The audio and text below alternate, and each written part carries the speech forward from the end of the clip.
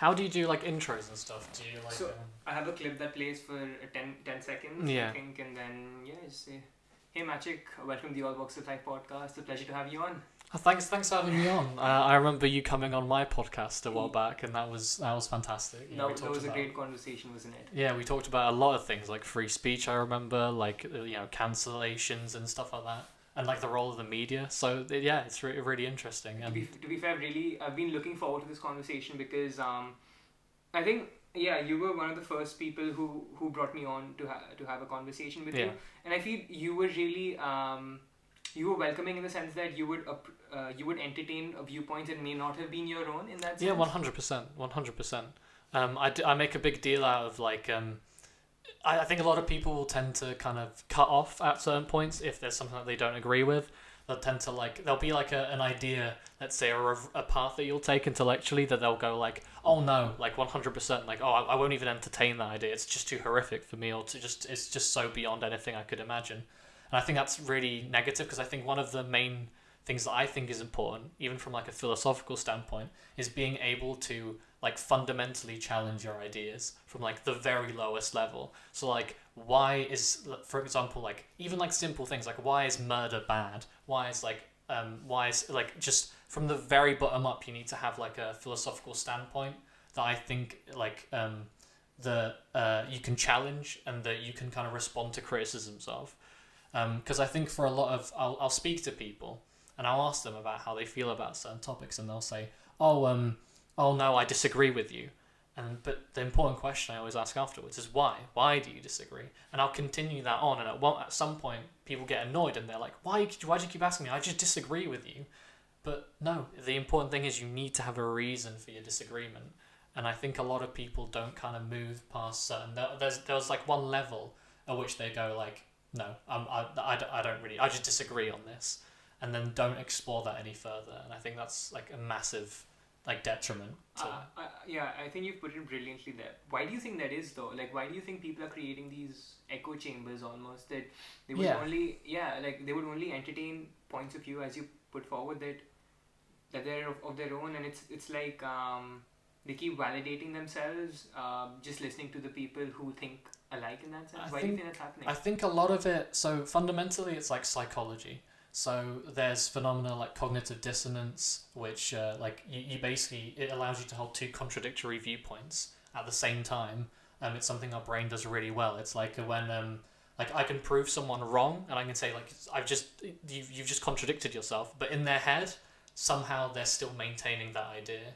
A lot of it like if you're consuming, I think obviously like search engines and stuff like that and algorithms do that really well. They'll take you down a rabbit hole. You'll have you'll watch one video and YouTube will keep recommending you the same sorts of ideas, the same sorts of videos, because that's what you think you like. And then at one point, a lot of the conversations you have politically or in certain areas of the left and certain areas of the right, there's these kind of fundamental things that everyone in that group agrees on. But between those groups that agreement dissolves. They disagree. So I know for a lot of conservatives and people on the right, they fundamentally frame things from like an individualist perspective. They talk about how it's people's personal responsibilities to behave in like a way that then leads to outcomes. So so if we're talking about impoverished communities, they would say that what people in those communities need to do is take responsibility and learn to make better decisions. We should be, teaching these people to make better decisions rather than just giving them welfare and giving them money. But then on the left, that's not even something that will be discussed. On the left, they very much talk about structural issues. So they'll talk about, in these specific communities, there's not enough funding going to schooling. And then what happens is these people don't get qualifications, can't get into better jobs. Because there's no opportunities in these areas, they turn to drugs and crime and whatever. But you'll never kind of these sides, because the conversations they have are so fundamentally different that when they interact, you'll have this bit where one person's talking about from an individual perspective, one person's talking from a structural perspective, and they can both be right at points, but they'll never come together because their fundamental ideas about how they view society are so different. So So one thing I always ask people, and when I speak to them, and because I'm practically more on the left than on the right. So when I talk about issues, for instance, with race and stuff like that in America, a lot of people will talk to me and they'll be like, oh, but I think people in these situations should just make better decisions. Like, why are you going into crime? Why are you going to this? And I have to take them down, like, it's really difficult. I have to take them down this entire route. I have to explain to them, like, a philosophical concept that I believe in called, like, determinism, where, like, essentially the idea is that every effect has a cause, and obviously, like, it goes back. So I for instance, believe that people fundamentally are products of, like, their environment that they're in. Because for me, it's very much an input-output thing. If someone grows up with loads of good inputs about how to live their life, if they're taught about fundamental values, like you need to try as hard as you can, you can do it, like there's so many opportunities that you can take advantage of, like just a very sort of like individualist, like, I can do anything perspective, like those people tend to do well. But if you're not taught that, like, and you have more negative inputs, like, oh, you're never going to get anywhere, everything's stacked against you, or like you don't have good role models around you, like, obviously, like, it's not really, you can't really, it's hard for a person who has all those negative inputs to just suddenly go, no, like, I'm gonna, despite never being, like, taught certain things, I'm just gonna come up with them myself. It doesn't happen, I believe fundamentally those inputs that you have in life shape who you are as a person. So I have to take someone down this entire, like, route, and then apply that to the situation for a lot of African and American people, and say that, look, how do you expect two groups who have fundamentally different inputs, fundamentally different histories, to come to the same, like, to just, for one group that's been has gone through slavery, Jim Crow, all of that, to just suddenly just decide to make better decisions? It doesn't work that way.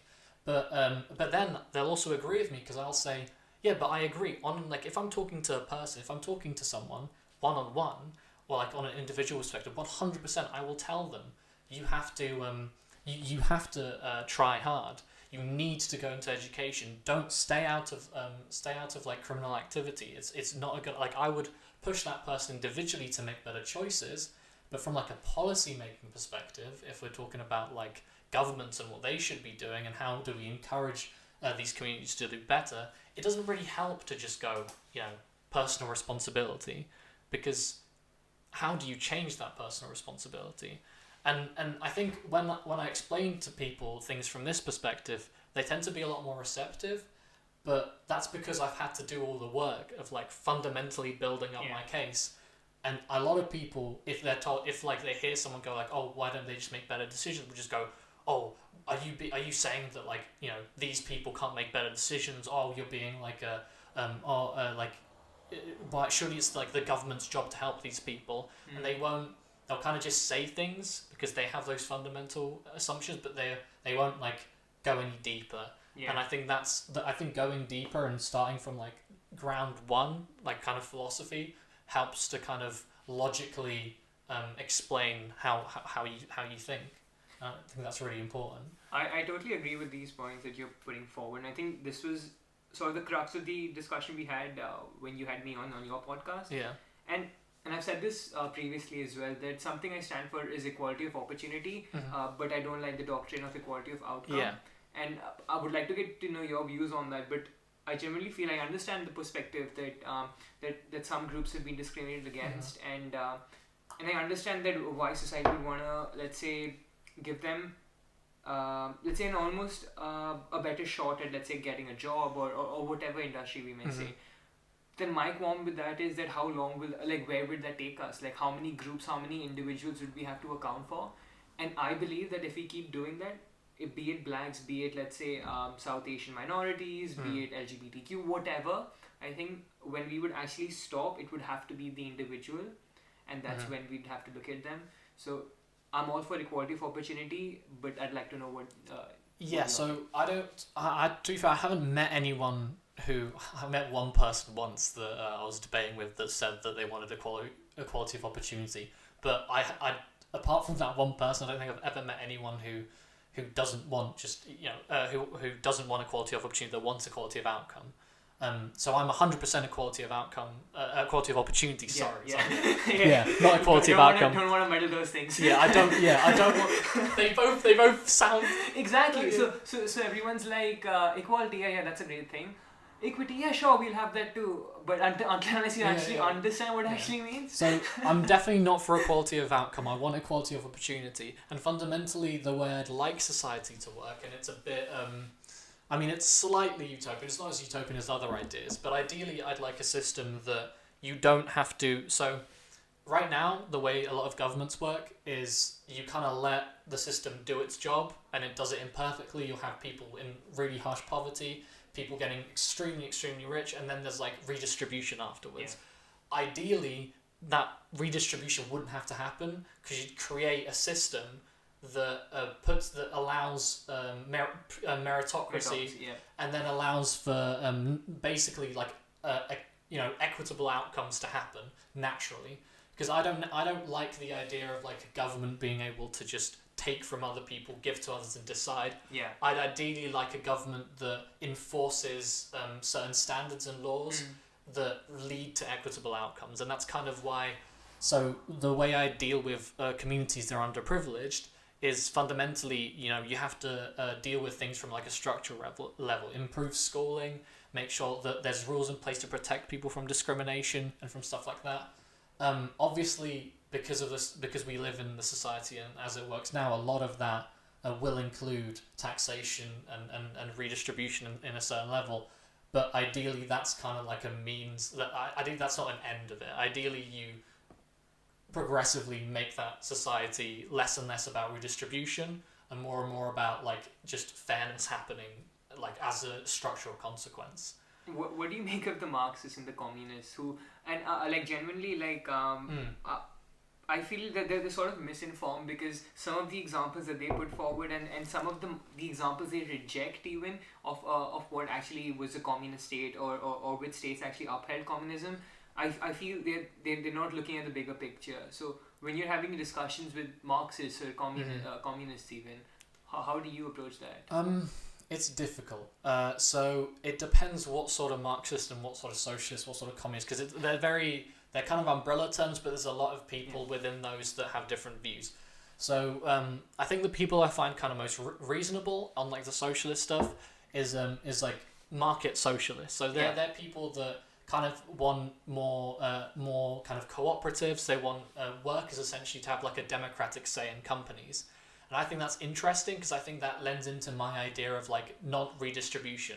I like the idea of like, because workers have a say about their pay, about like how a company makes decisions, how they hire, then that should lead to more equitable opportunities in the future.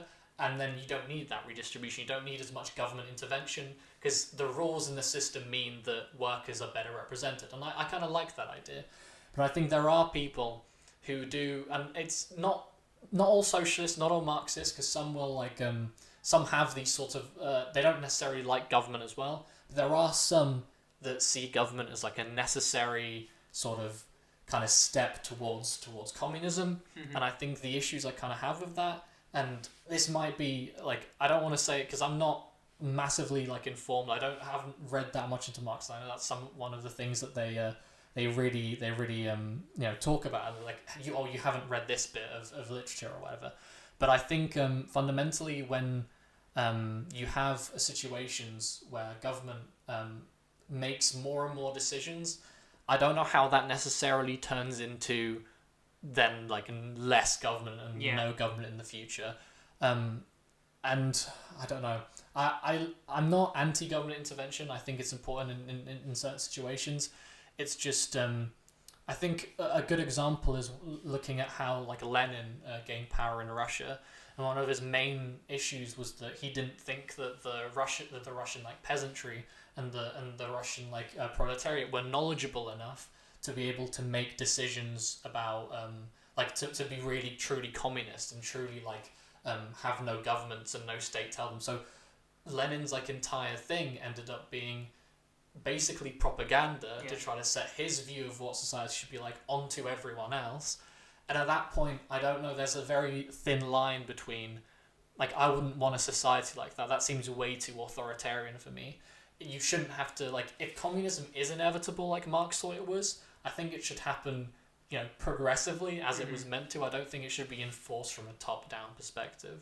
I wouldn't be like, I don't know if I'd have the same problems if like, I don't know. I think a lot of issues as well with I don't know if this is necessarily Marxism, but it tends to be a lot of it tends to be populism as well. Is the it's kind of this idea that the majority should always decide what happens in a society.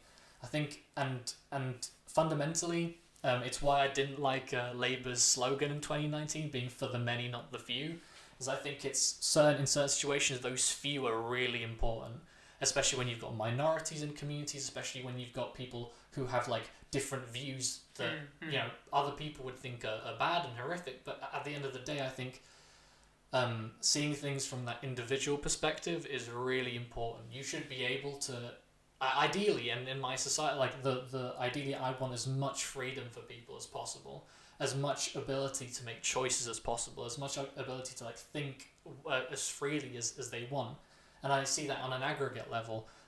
So fundamentally, like I want.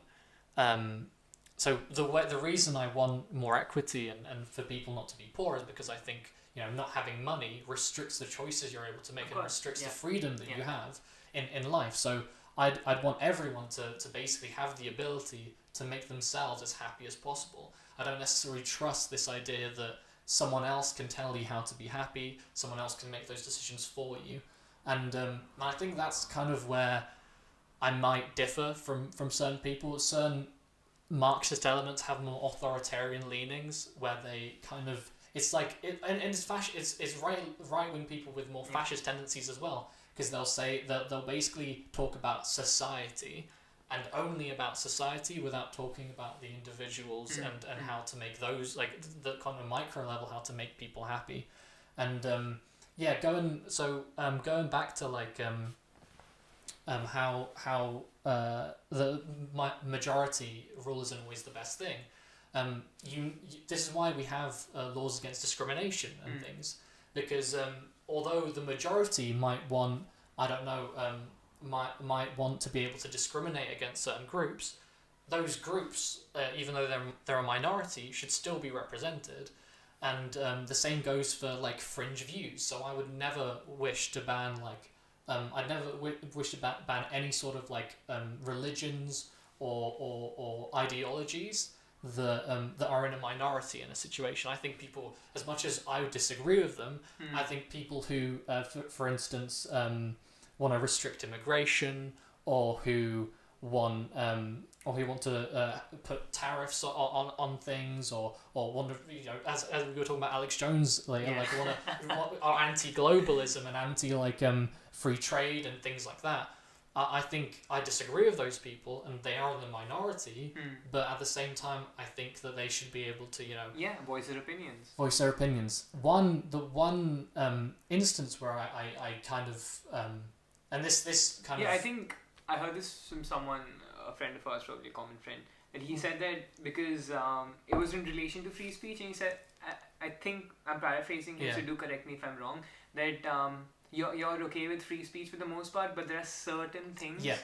So for me, and it's something that probably most people have heard of, because I think I spoke to a person and he was like, oh yeah, I've heard this argument. But it's the paradox of intolerance is the idea that I kind of use, and it's the idea that all ideas are pretty much okay, as long as those ideas don't inhibit another person's freedom or another person's ability to voice their own views.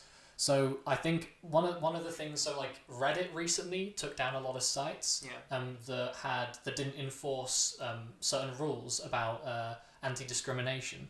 It's because if you've got a majority, let's say, in most Western countries like the UK or the US, majority of people are white. So when you have like these it's like on Reddit, like these pages that are just filled with like white people being discriminatory against black people, black people aren't able to interact with those pages because they're instantly going to be put down. They don't feel comfortable voicing their opinions, and that's not a society I want.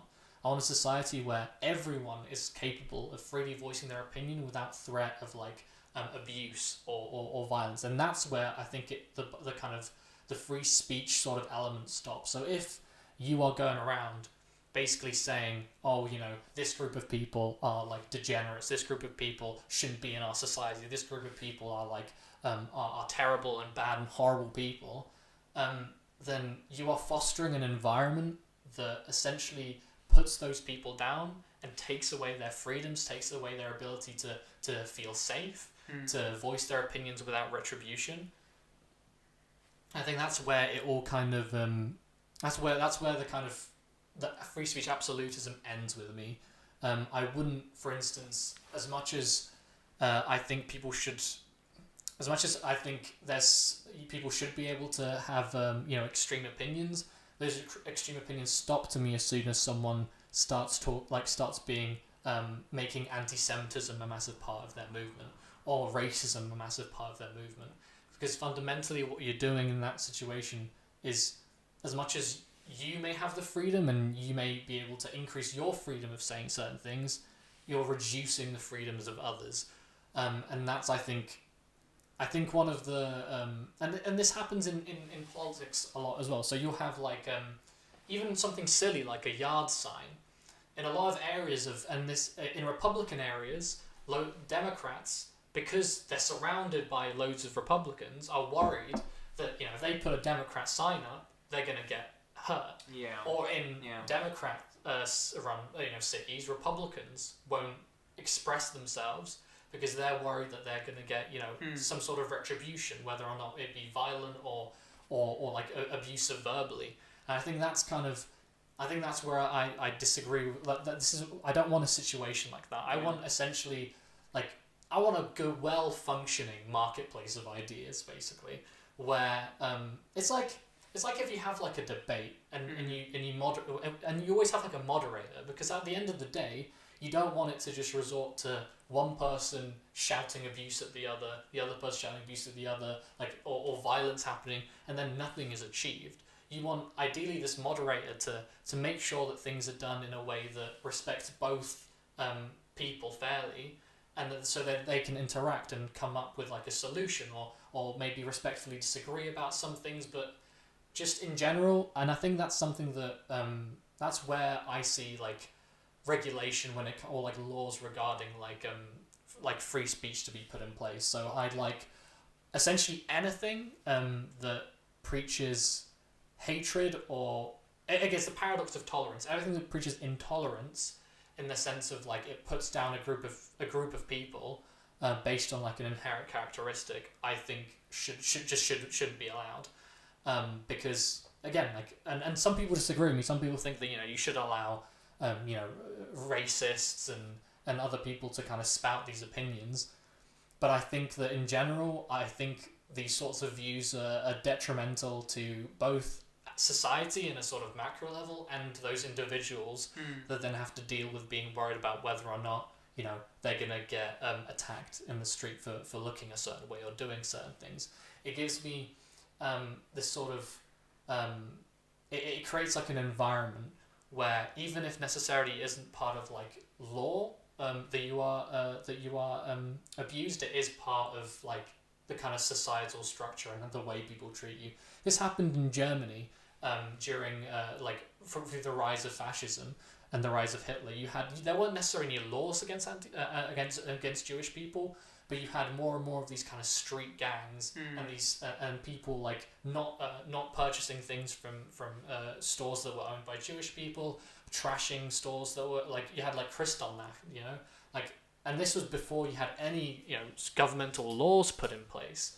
And that's where I get worried, because fundamentally I really care about institutions and kind of the democratic like building blocks that make a society kind of function. That's what I want to improve. I want those institutions to be so powerful and so strong that they kind of allow a society to work as perfectly as possible without these hitches. And that's kind of like that's what I worry about when you start, and this is kind of like goes on a tangent, but this is why I worry about like populism essentially, because this idea that you only listen to like the majority, like the people, and contrast them with like this elite kind of force, the minority of the elites. I worry about that, because to what extent can this majority of people be turned against other minorities, or just because this is what the people want, so we should be able to do it. I think fundamentally you need to protect an individual's right regardless of the kind of group they're part of, and so that worries me, I think, and that's something that is rising in both Europe and in the US, and other countries all across the world. Populism is becoming a massive thing. It's why like going into like the US election, I think it's extremely important that Biden wins, because Biden isn't a populist. Biden respects institutions in the sense of like the media, the judiciary,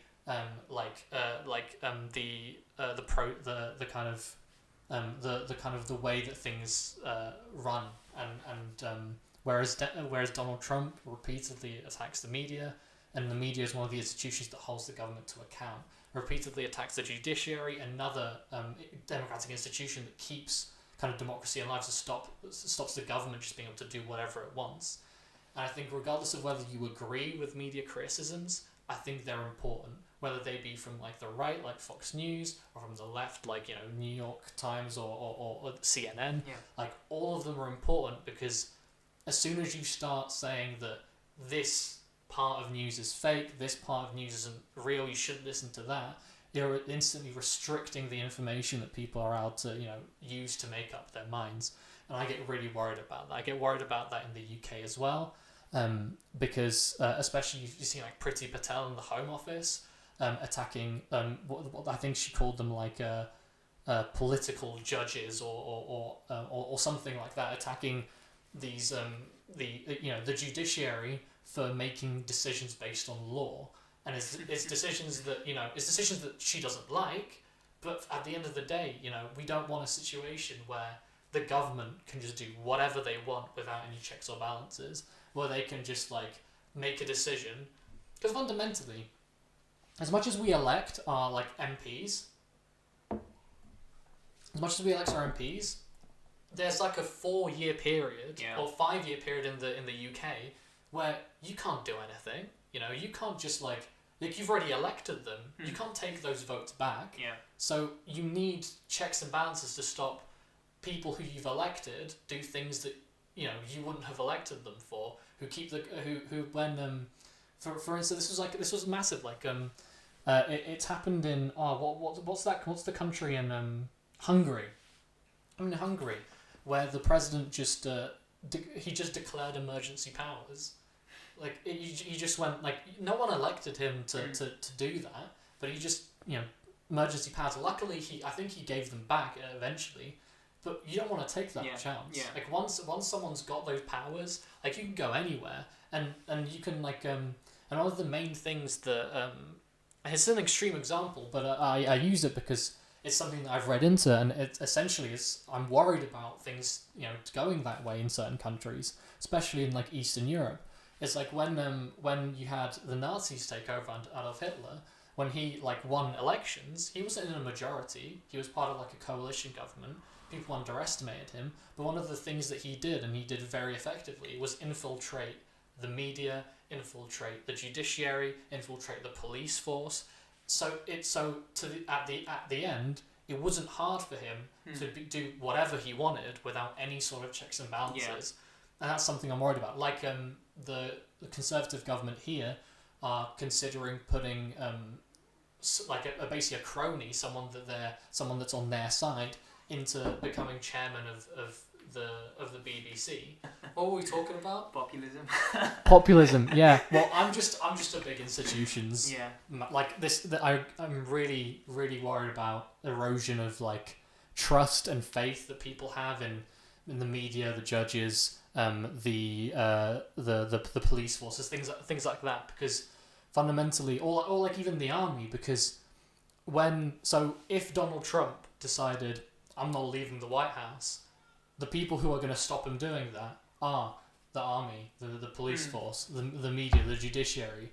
The media will instantly basically send out news going like, the president isn't allowed to do this, you have to stand up to this. The judiciary will be able to point to legal laws to stop this happening, to enforce that, to enforce it. And then the army, obviously they have the force, so they'll be able to literally like remove him from if that happens. But what I get worried about is if those kind of, because these institutions should all be independent, ideally they should all have nothing to do with each other, but it's when people start putting in like political actors in all these spaces. So as I was worried about with Boris Johnson putting in, I think it's Rishi Sunak's old boss as BBC chairman, that worries me, because to what extent is that person going to be independent? To what extent is that person going to manipulate the media to suit the government's ends, essentially? And are they going to be able to accurately criticise what the government's doing? And I think a good example of where basically the institutions are screwed is Russia. Because in Russia you have the state-sponsored RT, Russia Today, or Sputnik, that they're great at criticising everyone else, but they'll never criticise the Russian government.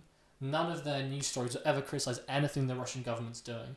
And at that point, to what extent can you even, like, what can you do against them? Like, you have no way of coordinating, like, any sort of, protest, movement or effort, because the government, even if they do something wrong, most people won't know about it, because the government, the media won't report on it, or the judiciary won't take action, or they won't have the power to, because the military is full of the government's colonies. Yeah. And this is like, it worries me because when, for instance, in America, Donald Trump ends up firing pretty much everyone he disagrees with. The only reason he hasn't fired even Fauci, the infectious disease expert, is because he thinks it's going to be politically damaging to him, because Fauci's more popular than he is. So if the fact that if these people disagree with you and you just fire them and replace them with people that agree, that worries me massively. And the fact that that's kind of the precedent he's set by doing that is extremely worrying to me. Because at the end of the day, the government is very powerful. They're able to do a lot that can potentially reduce the quality of our lives, reduce the freedoms that we have, whether it be through through surveillance or new laws that restrict us doing things. And fundamentally, we need to have information if the government's doing that through the media, to people standing up for this, whether they be lawyers in the judiciary that basically are able to prosecute the government and let us know that these things are against the law, that we should be angry at that. Or, at the end of the day, if the worst of the worst happens, a military and a police force that will stand by our side while we protest the government. And I don't like this conflation between like these institutions, or like I think the UK government recently said that they'll ban from schooling any sort of ban from teaching about any organisation that promotes in its entirety the end of capitalism. I'm not a Marxist, I'm not a socialist, but just the fact that a government would consider banning a certain ideology from education is scary. Because what if they're right? These are arguments that need to be debated, and the fact that the government's just saying no, you're not being taught that anymore is worrying. It's happening in the US as well, with Donald Trump banning critical race theory. I may not agree with critical race theory, but it's important that it's taught, and it's important that it's part of a curriculum, and it feels very authoritarian for me, and very leaning into fascist tendencies to basically engage in book burning, where you say that these ideas are no longer acceptable. These ideas are no longer I think that they usually use words like, they're not for the national interest, or they're not or they're anti-British or they're anti-American. Like, that worries me. This is the same sort of logic that dictators across the world use to say, no, these ideas, these political actors, these people are un-American, are anti-Russian, anti-Soviet, anti-German. Like, this is like, these are the kind of the baby steps. And I'm not saying that we're across that line yet. I don't necessarily think that whether it be Trump banning critical race theory or Boris banning organizations that aim to overthrow capitalism, I don't necessarily think that these are like, it's all over now. We're in fascism. We're in, I don't think that at all. But it's once you like start overlooking these little things, at one point, like, why would they stop? Yeah. You know, it's kind of like the whole thing of like, oh, they came for my neighbor and I did nothing. I said nothing. They came for my grandfather. I said nothing. Finally, they came for me, and there's no one left to stand up for me. And that's the worry. Like, you have to defend people you might not necessarily agree with and their viewpoints, because at one point you're going to be the person getting cancelled. You're going to be the person getting banned, and who's going to be left to stand up for your rights? And I think that's really, really important.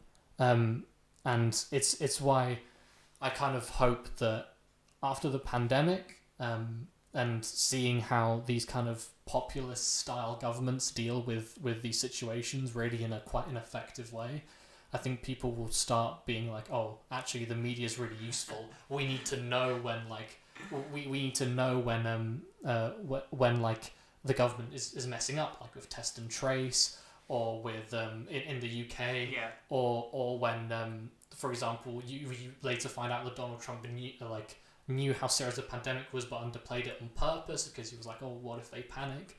Like, you need to know these things to be able to make like decisions. You need to know them, and this is important for me regardless. So like, if Biden wins, and if he did the same thing, that's really bad. Like, the reason that I'd support Biden, not only because of his other policies I agree with, like on the environmental side, and when it comes to like when it comes to education and then allocating funds and economic policy, whatever.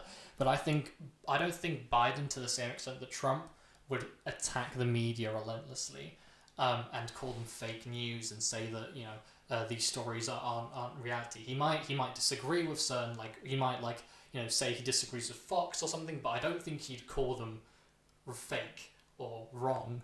At the same time, I don't think he would, to the same extent, threaten to fire people he disagreed with, or engage in or over messing with systems of like judiciary and stuff like that. I just don't think he'd do the same thing, because he's at the end of the day, he's like an establishment person. He's not a populist, and kind of as much as I recognise that there's loads of issues with kind of the established way of doing things. Like, there's a lot of communities that feel completely left behind, especially after Obama. There were shit tons.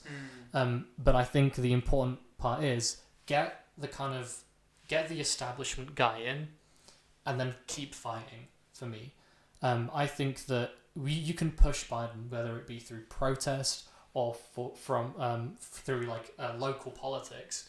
Push him to adopt policies that you want, whether it be from one side of the aisle, more like regulation stuff to do with police officers, more accountability, and from the other side, if you want, push him to like lower taxes for certain brackets, or focus on like opportunity more than necessarily redistribution. You can push those things in a kind of establishment system if you try hard enough, but the issue with authoritarians and people who disregard institutions is that what happens is, if you disagree, if you protest, they'll send in the troops. They'll just shut you down, and you don't get that sort of the ability to make change anymore. It's like you've seen it with Donald Trump, where there were protests outside the White House.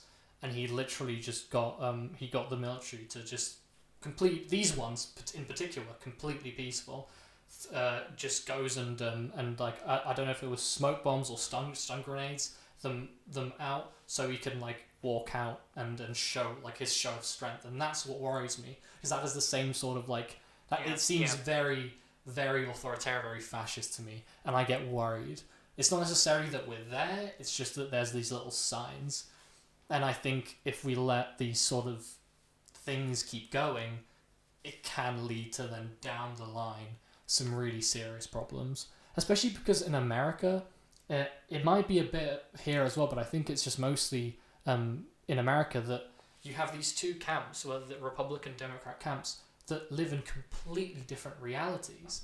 I think this is where like media is really important, because if you all consume if you all consume similar media outlets, or if you recognize that if you kind of go on the same base of information, you can talk, you can speak. But because there's one side, one believes that one side is fake news, the other believes that the other side is fake news, and they have completely different realities. In one reality, the pandemic isn't even happening, you know? And in one reality, Trump is like this fucking savior, and he's like done everything correctly. On the other side, he's like this horrible demon that's done everything wrong. And there's just no ability for those people to come together and actually like kind of make a difference in the country. That they have two alternative visions that are so different. Like, how do you bring them together again? Yeah. And I'm worried about that. It's like in the recent debate when he was asked why he didn't approve of the funding for pandemic relief, and he was like, oh, because it was mostly going to Democrat-run cities. What kind of leader of a country goes, oh, though my political opponents, I'm not going to help them. I'm only going to help like the people that agree with me. That's horrific. I don't know. I can't imagine like that being like a good thing in any way. Yeah. And I think this is like fundamentally why things like this worry me. It's this. I need people to be able to talk to each other and use the same kind of base of information and be able to come to decisions kind of at least to some extent together, and hopefully like we're seeing that more, and I think this is where the pandemic's helped, because the majority of the population believes that it's real. The majority of the population wants some sort of restrictions, wants some sort of like lockdown, especially in the UK at least. On like the polling is almost always favourable towards the government doing something more, and I think that's kind of it's kind of almost reset reality for a lot of people, where previously you had with Brexit like two people, like one side who thought the EU was this horrible thing, and that the UK was kind of was burdened by this and they'd be so much better off out, and then this Remain group that loved the EU and thought that leaving was like the worst idea in the world, like living in two completely different realities. And now hopefully once we sort out Brexit, once the pandemic's over, there can kind of be like it can kind of boil down, and you can kind of have a situation where we're almost going off the same, like we're almost like have the same base of information. Like we've left the UK, now let's make the country better. Like, the pandemic's happened, how do we rebuild from now? And then you can have discussions about whether or not you should do things one way or another, but at least you've got like a similar goal in mind. Whereas I think when you compare like the typical like Democrats' view of what they want the country to be like, and the typical Republicans, the Republican thinks that if the Democrats take over, you're basically going to get communism and like looting and burning everywhere. The Democrats think if the Republicans take over, it's going to be like they're going to remove every single like right for a minority, and like they're not going to carry out climate change whatsoever and whatever. And it doesn't matter to what extent those things are true. I think it's important, which if Biden wins, I think there'll be at least a sort of there'll be at least a sort of return to norm, in the sense of there'll be a goal, like we'll be rebuilding from the pandemic. I think people will realise that, especially from the Republican side, that this isn't the worst thing in the world. Like, we're not going to suddenly see like Antifa ruling the country. you're probably, what's going to happen is if Biden does it correctly, he deals with the situation or doesn't inflame it anymore, so that people think there's actually change happening and the protests slow. So at the end of the day, protests happen because they think no one's listening to them, and they think this is the only way they can express themselves. And I think Donald Trump, through his essentially just laughing off the protests as just riots and looting, refusing to talk to any of the community leaders or even talk about any sort of police reform, I think that is one of the reasons why so many cities in America are facing protests on an increasing scale. And I think and this is complete speculation and I could be wrong, but if you saw like a Joe Biden, for instance, I don't think you'd see Joe Biden saying, nah, these are all just looters, I'm not going to listen to them. I think you'd see him go, there is definitely a problem, and like talking to people about it. And I think you've got the same thing here, where you have one party, so like Boris Johnson and stuff, every time they're criticised on, oh, this isn't working, it's always, to him, it's always wrong. He's always doing everything perfectly. He can't be doing anything wrong. Every criticism is just like is just fake news or whatever. I think he's very much playing through the Trump playbook. And then you have like on the other side Keir Starmer, who is saying like, oh no, we need to make sure that you listen to the scientists. Why don't we, when opening schools, talk to the schools and the teachers' unions to come together and form like a compromise, so that everyone kind of gets something out of it. And I think that's what I kind of want back. Yeah. I want a sense of like, in a sense, like working together, because at the end of the day, you're not going to agree with everything and everyone in a country, and you need to be able to kind of, instead of kind of trying to force through your particular agenda in politics, it's important to be able to compromise and make sure that everyone in a country is happy with where it's going to some extent. You might not agree with, for instance, what the government's doing with taxation, but you might agree with how they're dealing with like migrant populations, or how they're dealing with discrimination, or how they're dealing with climate change. Just whatever. You need to have at least something that you agree with, and that you want the government's doing right. And I'm worried that with this hyper-partisanship, whether it be in the UK or the US, you have a situation where to people, just the fact that someone is a Conservative, the fact someone is Labour, or the fact that someone is a Republican or Democrat is instantly a reason to disagree with everything they do. Because even if they, on a surface, look like they might be doing something right, it's either fake news or they've got some hidden agenda behind it. And that worry, like, it is just fundamentally, I see a lot of social instability. If institutions are destroyed and are weakened any further, and the people within the countries become increasingly divided to the point where there's about as much difference between a person living in the north and the south of England, or in the kind of suburbs or the rural areas of America and the city of America, that there's about as much difference between those people as there is between like an American and like someone in another country with completely different ideologies. Like it's kind of, and it's important for a government to be able to compromise and balance and make sure that the differences between populations are kind of like people fundamentally agree on the same things on like on the very basic. So in the UK, for instance, we love our public services. There's just a culture. We love the NHS, and you'd see that if the Conservatives came out and were like, oh, we're going to slash the NHS budget, that would be dead. You wouldn't be able to do that in the UK. And that kind of like cohesiveness of like of what you want society to be is important. Whereas in America, you've got situations where one part of the population wants universal healthcare and wants like Medicare for all. The other side just wants completely private healthcare, nothing else.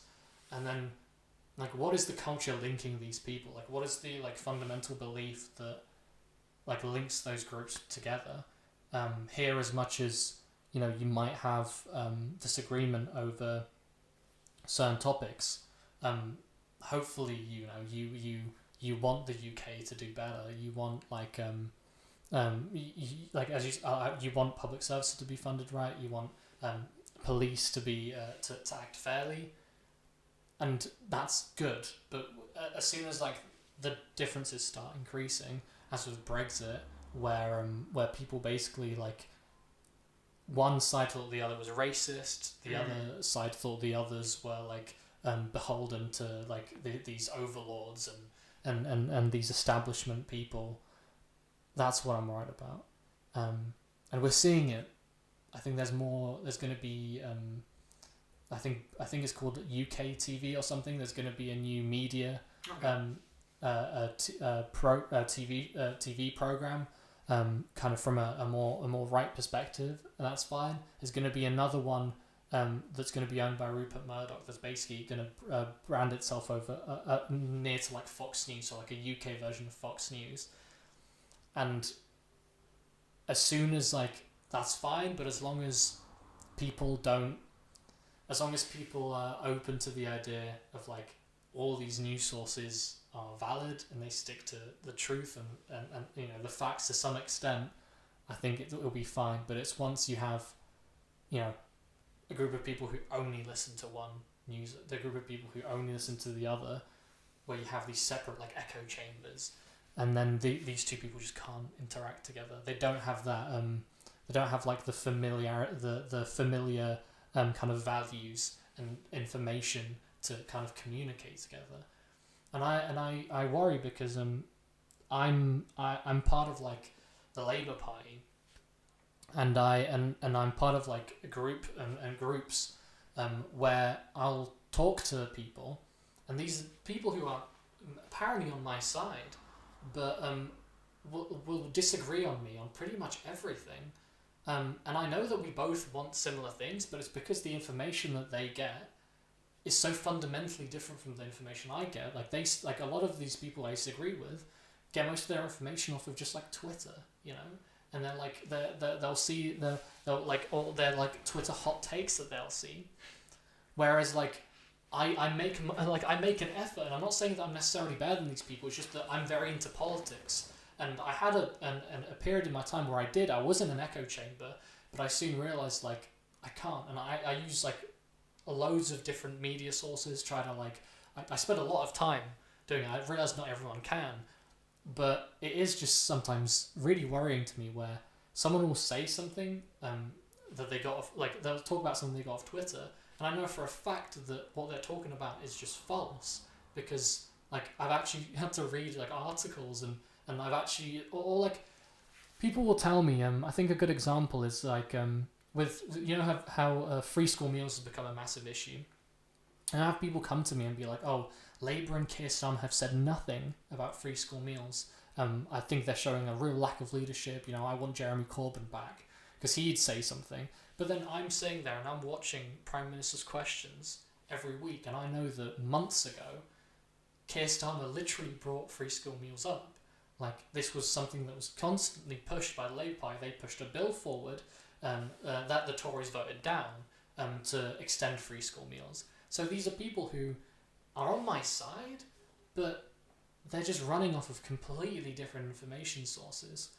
And it's just how I really struggle talking to them, because you have to, as I started in the beginning, I have to literally go from the bottom up. Yeah. And explain every little bit, and that's really inefficient, because ideally you want to be talking about kind of the singular issue. You want to be talking about free school meals and how to make sure that happens, but you end up, instead of talking about these little issues, you have to explain every little element of your ideology, because and of the information that you get, and prove decisively, because they're just going off of different things. So where you might want to have a debate about taxation, and what is most effective to you have to first talk about what are your end goals. Do you want a society where things are equitable? Do you want a society, or do you not care about equality? What kind of equality do you care about? As you said, you have to talk to people. What equality are you for? for equality of outcome or It's equality the of same thing opportunity. with everything, really, Maciek. It's and I have so many things because there are so many things to take away from that. So a bunch of questions, but just sticking on to that equality thing. It's not only with equality. It's about with everything, as I mentioned. So feminism as well. What type of feminism are you talking about? If you're talking about equality of outcome, then no, I'm sorry. It's not what I.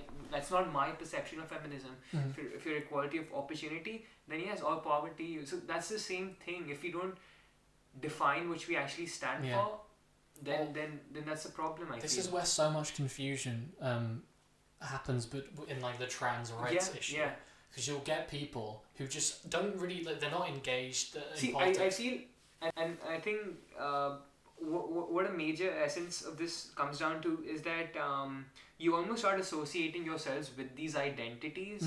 It's that, for example, feminism for that matter, or even the Labour Party or the Democratic, whatever you want to, whatever thing you want to look at, even veganism for that matter, it's almost an ideology, and you don't particularly understand each facet of it, but you know that you're part of this group, and that's almost your folks now. Those are your people.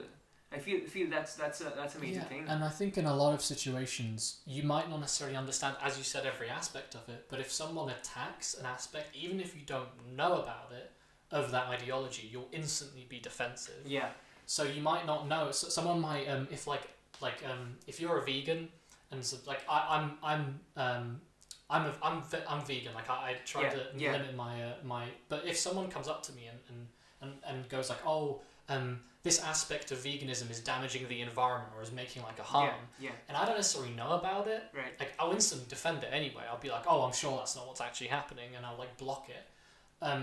And I think that does come with a sort of you don't really like we don't really measure ourselves by like the specific policies we know about and we care about. We do measure ourselves as part of like a broader movement.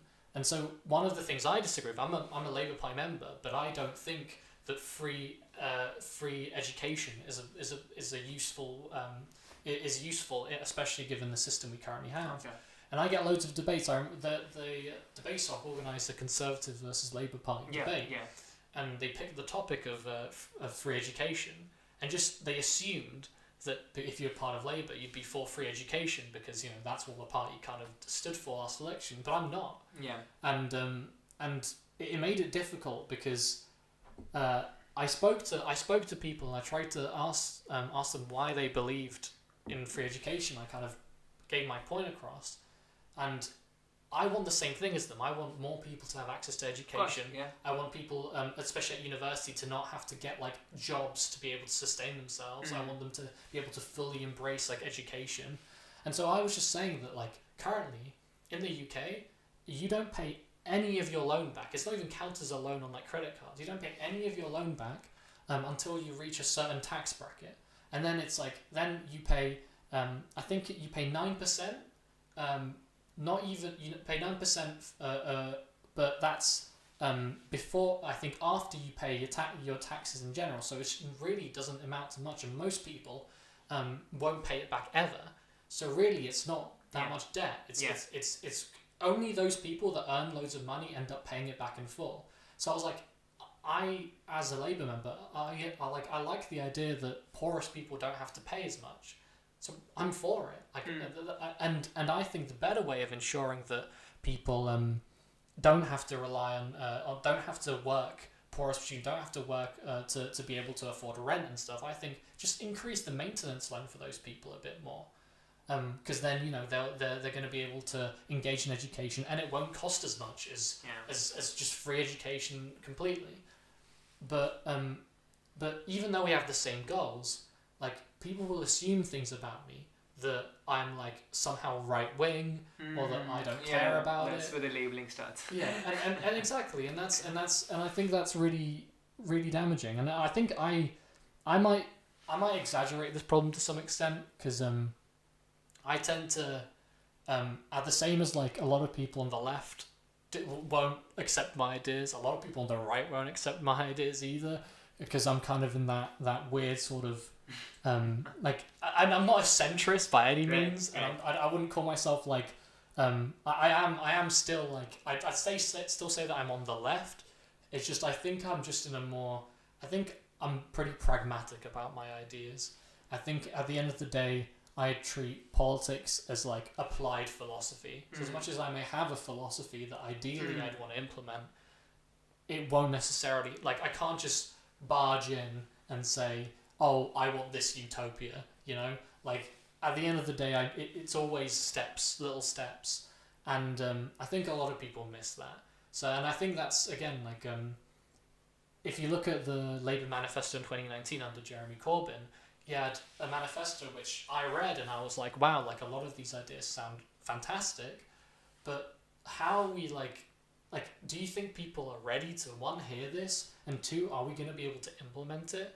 It did seem to a lot of people like you were just throwing things out there, like, oh, free broadband out of nowhere, you know? And people are thinking like, oh, why do I need free internet? That seems really silly. They've got so many other issues to focus on. And I think that's where, you know, you get this sort of, people try to push their ideologies in totality, and forget that we have to compromise. We have limited resources. We can't just suddenly make everything free and make everything like perfect for everyone. We need to focus on those bits that really need help, whether it be especially schooling in underprivileged areas, like and or for instance, climate change to a certain extent, because I mean, it's going to be a massive issue later down the line. There's going to be a point where there's just no going back from. So whether it be like needing to specify investment into renewable energies, into better education for people, into like making sure that businesses are able to function, especially after the pandemic, there's certain bits you have to focus on. And I've heard people talk about like, oh, why isn't Keir Starmer, the Labour leader, talking more about like this issue or that issue that like ideally we'd focus on, but there's a pandemic going on, you know? Like, he needs to focus on what's happening now, what's affecting people now, like the main sort of, there's only a limited amount of time, a limited amount of resources. And I think this is why I'm glad I did economics, because the first lesson they teach you in any economics class, mine was when I started GCSE, so I was like, I think I was like 15.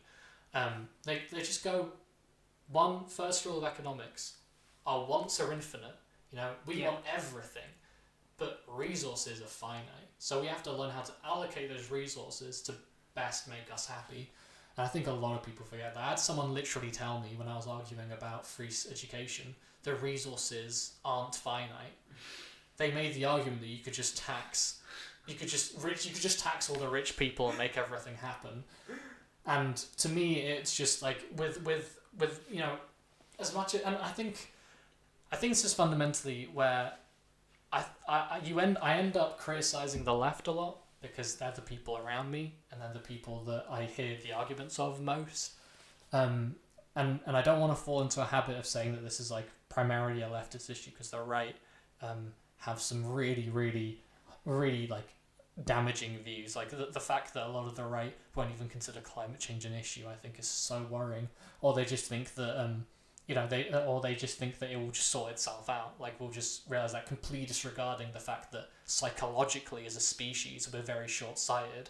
We're not worried about what our grandkids are going to face, because at the end of the day we're evolutionarily like designed to survive the next day and the next day, and make sure that like our DNA passes. So like pretty much you're as useful, you're only useful up to the point that you can have kids, you know.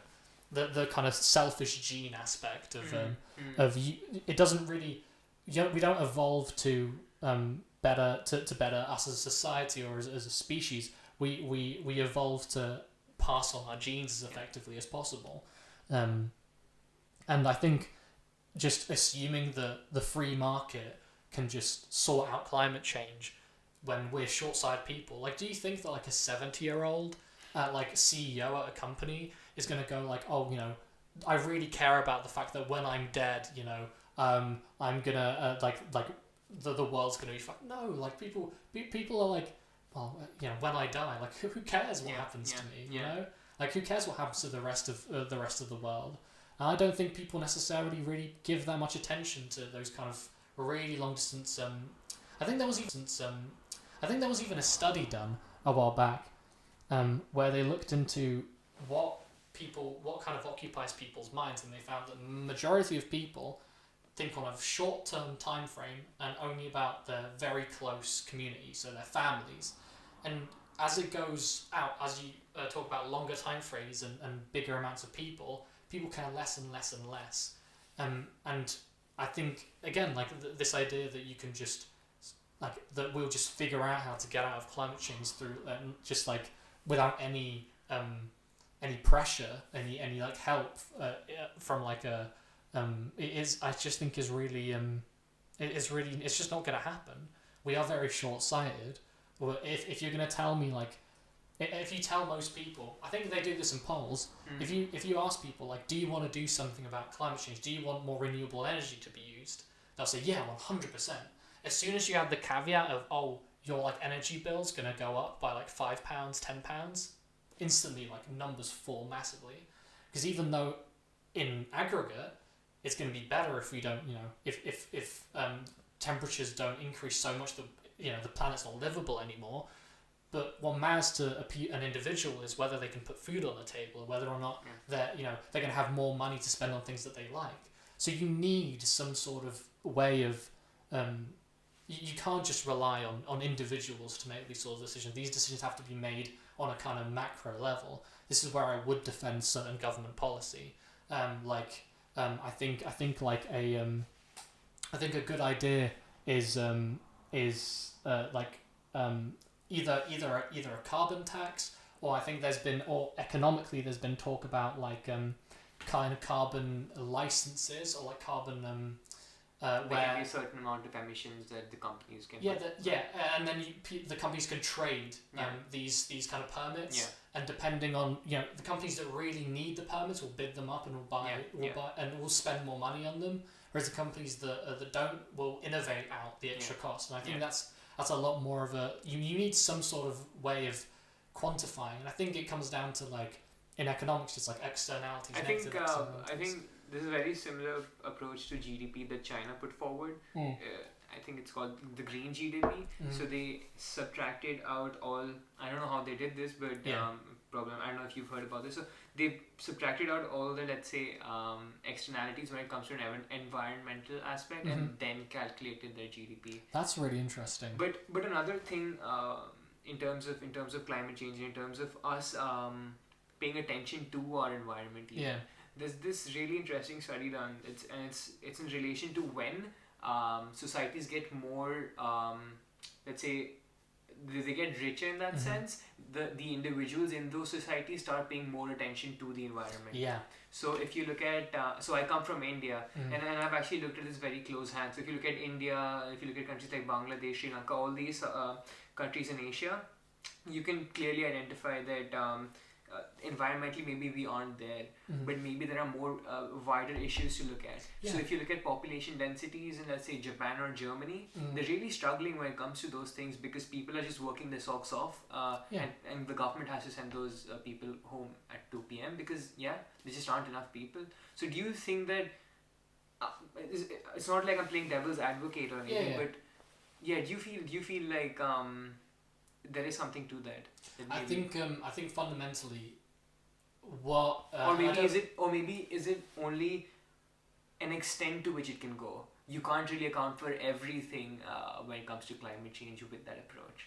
Well, I just think fundamentally, for a lot of the richer you get, or the more comfortable you are as a society or as an individual, the more likely you are to pay attention to things outside of your, like, kind of personal area. Because instead of being like, oh, am I going to be able to afford these bills? Am I going to be able to, like, make sure that I get a job good enough to, like, survive or support my family?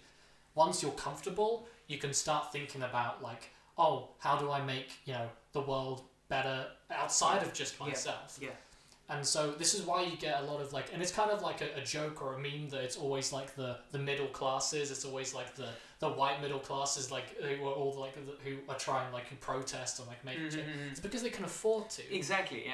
These are the people that vote. It's because like at the end of the day, and older people as well. It's because they don't have to they'd have to worry about missing a whole day's wage if they quit if they quit work to go vote. They don't have to worry about standing in line for hours to be able to put a ballot or protest or like whatever. They have the ability to, and I think there's a really good point.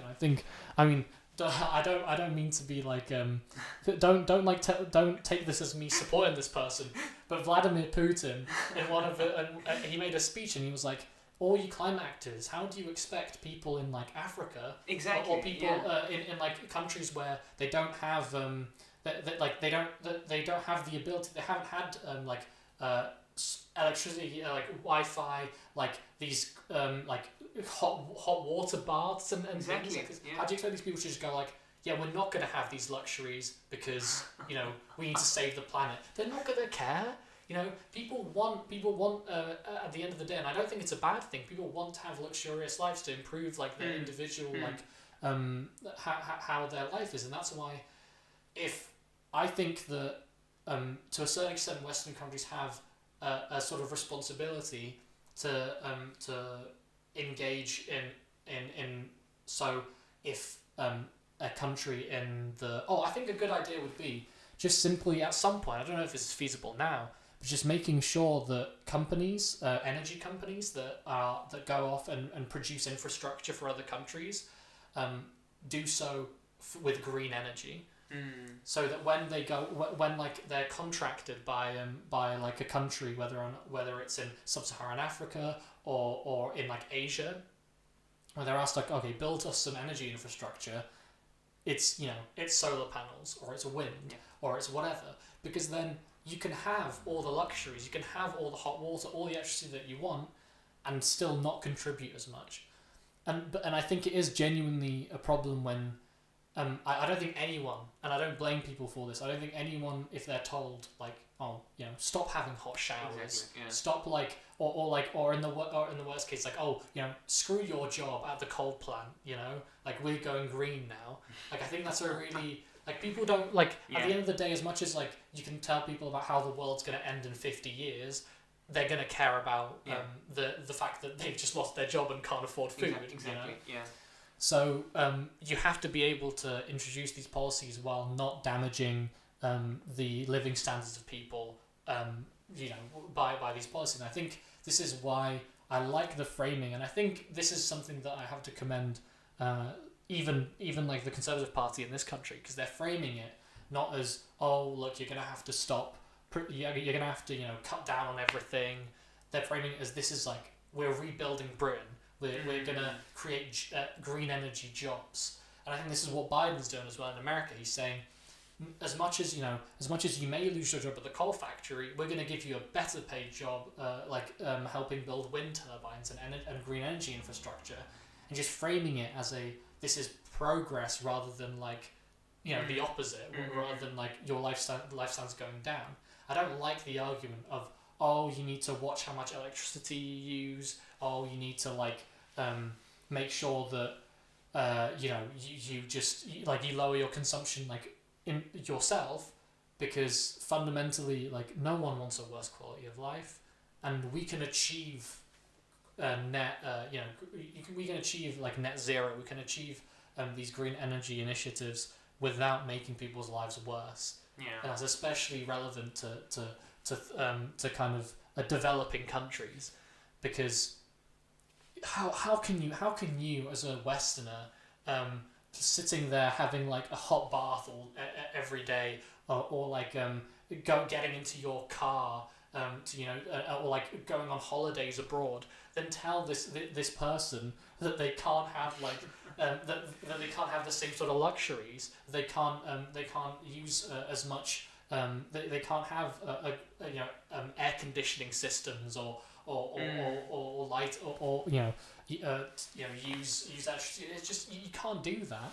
Who are you to tell that person that they're not allowed the same luxuries as you, because the planet's going to end. If you like, I feel like it would just end up in those countries going, no, fuck you. Like, I don't care. I'm not gonna. You've had all these luxuries. You've emitted all this, carbon dioxide. Why should we limit? And I think this is like the approach that Russia, China, and certain other countries are taking is they're going, well, you've all had your industrial revolution, you've all massively increased CO2 emissions, and you've benefited massively from it. Why aren't we allowed the same benefits? So I think there is going to be leadership, and I think this is why, again, bring it back to the election because it's happening soon. It's important that Biden wins because Trump's pulling out of the Paris Climate Accord makes it so much more difficult to coordinate and enable whole countries to work together at this goal and come to compromises. Donald Trump's whole thing is, India and China aren't cutting down emissions, so why should we? Which is it's ridiculous. It's ridiculous. It's he's literally doing I expect you all to it was we've had a nice we've had a nice industrial revolution where we started improving our living standards massively. You're not allowed it. And I don't even know how true that is to some extent, because there have been studies done that for every individual living in a Western country, so the amount of carbon emissions or whatever emissions an individual in a Western country emits, it is equal to 50 individuals in a developing country, like let's say India, China, states in Africa even. So it's really difficult to even put it in measures. And obviously we want to talk about the US elections, but there was just one point I wanted to put forward here, and it's regarding the lockdown, because we've recently been having all of these conversations if it was effective, if it wasn't effective, and just tying it into this aspect of let's say certain governments taking certain approaches. So this is in relation to the Indian government, and it was that after a point, even though the Indian government was saying that we should still continue with the lockdown, there was a massive revolt that was put forward by the farmers. They said that we would rather die of COVID than starve our kids to death, basically. So it's the same argument that we're basically making, that we have to understand our privilege, let's say. In the Western country, it may be very easy or relatively much easier than, let's say, a developing country to enforce lockdown even. I think I read an economic paper, or I don't even know if it was an economic paper. It was a paper basically talking about how developing countries should deal with COVID and deal with COVID restrictions. And first of all, do we even know how to deal with COVID? Because who are the institutions we're looking to? We're looking at the WHO, who in the last couple of weeks have said that no, the lockdown was a really bad emphasis because we didn't look into the economic implications it would have had. I'm not sure.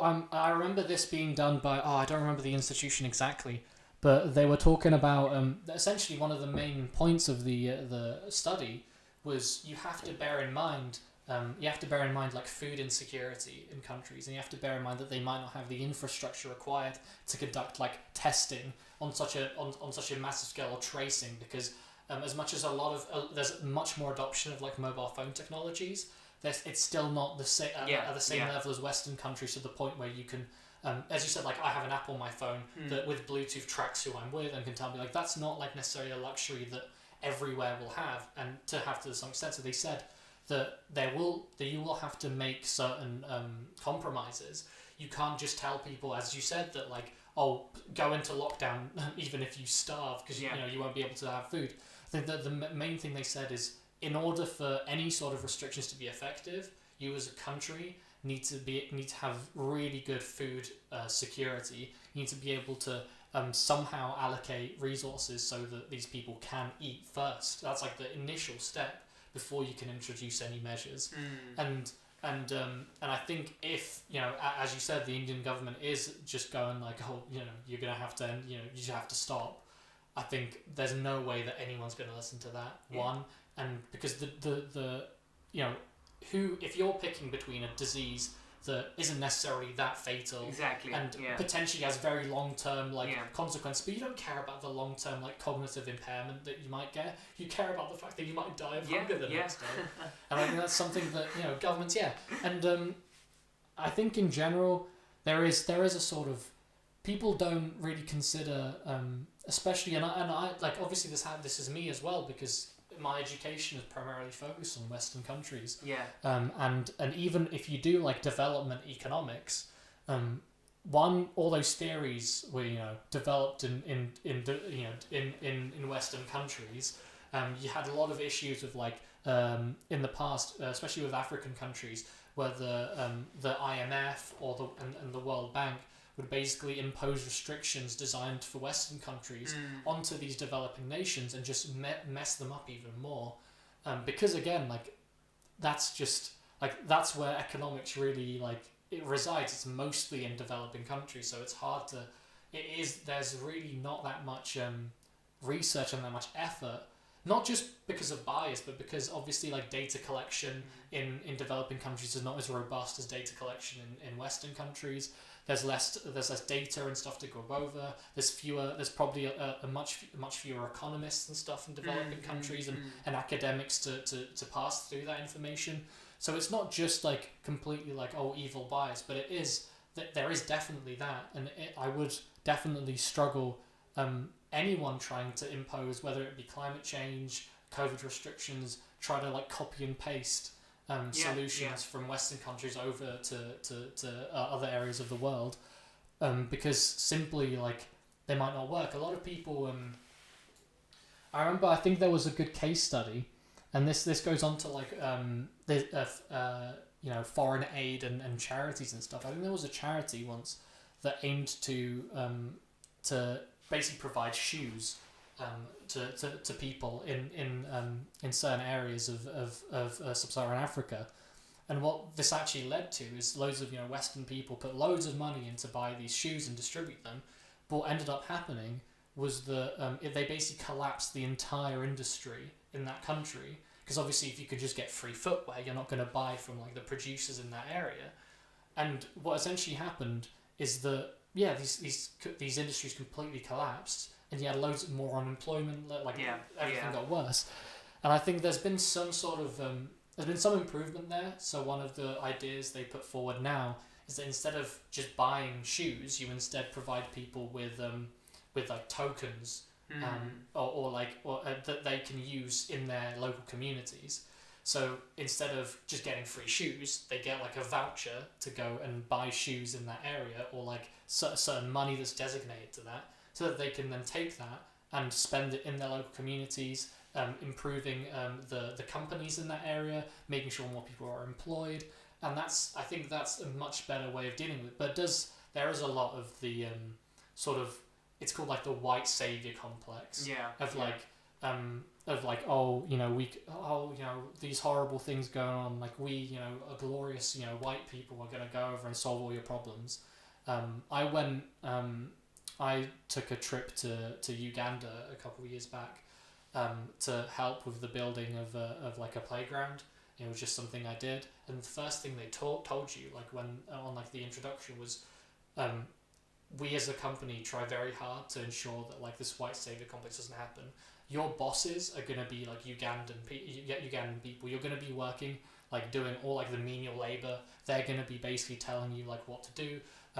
We're like don't under any circumstances like give gifts or anything like that to the people around you, because that gives a sense of dependency of like a white man comes over and like gives you something, like it's almost like and they made it very clear, because fundamentally there is a very toxic element to a lot of aspects of charity and a lot of aspects of where it's almost like, especially because because it's like especially in certain regions you look a lot different to the people in those regions.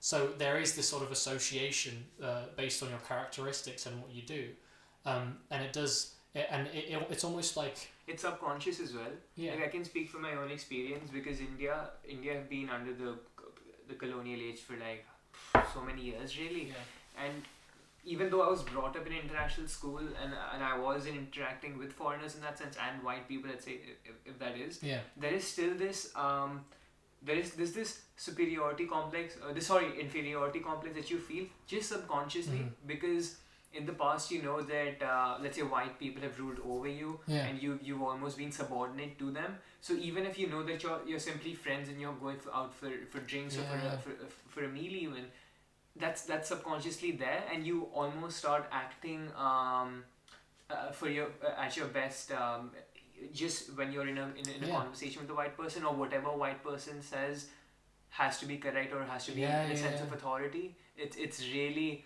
what can I say? It's just there in our subconscious. This is a really important thing, and this permeates not even just in other countries. It permeates within countries as well. Yeah. I know within the black community, and I'm and obviously this. I'm speaking because I don't know if you know about the caste system in India. So I was about to. So and I'm speaking as, let's say, one of the more privileged people in India in that sense, towards the upper end of the caste system. So I cannot even imagine what it would be for, let's say, what in India is called the untouchables. So how they would even consider people of, let's say, a higher caste in that sense.